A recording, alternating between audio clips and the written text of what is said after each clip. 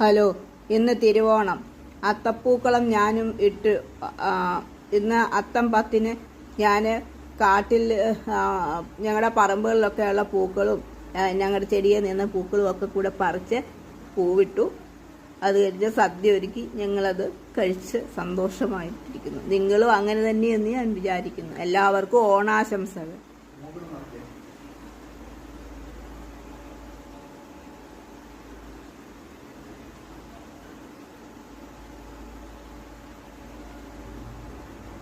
मेरी